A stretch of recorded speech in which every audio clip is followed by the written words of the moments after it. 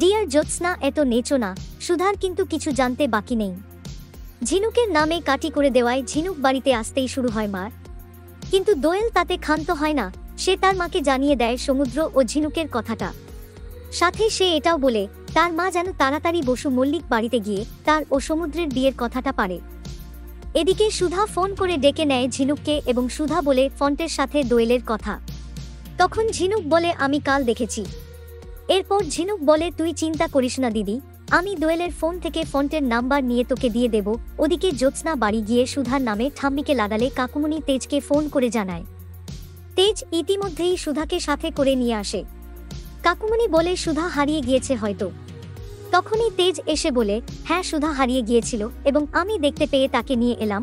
কিন্তু জ্যোৎস্না মানতে চায় না। সে সুধাকে গিয়ে বলে আমি জানি তুমি মন্দিরে ছিলে না। তখন সুধা বলে সে তো তুমিও ছিলে না। তখন নন্দিনী ভয় পেয়ে যায়। সুধা আরও বলে আমাকে এত বিচলিত দেখাচ্ছে কেন? কিন্তু জ্যোৎস্না বলে আমাকে নিয়ে ভেবো না, তুমি নিজেকে নিয়ে ভাবো, কারণ সঠিক সময়ে ওই গুন্ডাদের না নিয়ে এলে তোমাকে কিন্তু বাড়ি থেকে বের করে দেবে ঠাম্মি।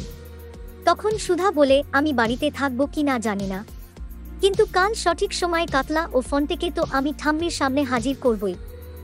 ওদিকে তেজ আবার সেই ওয়েটারের খোঁজ পেয়ে যায় বিজিতের থেকে, যার বাড়ি আবার ভুবনেশ্বরে। ফলে তেজ সেখানে যাবার ডিসিশন নেয়। সব বন্ধুরা, সত্যি বলতে কি এই জ্যোৎস্নাটার যে কিসের এত জ্বালা কে জানে। নিজে স্বামীর ঘর না করে পরজীবীর মতো বসু মল্লিক বাড়িতে পড়ে রয়েছে, তার উপর লুকিয়ে লুকিয়ে পরকিয়াতেও মজে রয়েছে। সে কিনা আবার জ্ঞান দিতে এসেছে সুধাকে। জাস্ট একটু ওয়েট করো, সুধার পায়ের জমিটা একটু শক্ত হতে দাও, তারপর তোমাকে সে দেখাবে মজা। দেখুন শুভ বিবাহ প্রতিদিন রাত 9টায় শুধুমাত্র স্টার জলসায়। এইরকম সমস্ত আপডেট সবার আগে পেতে অবশ্যই আমাদের চ্যানেলটি সাবস্ক্রাইব করে নিও।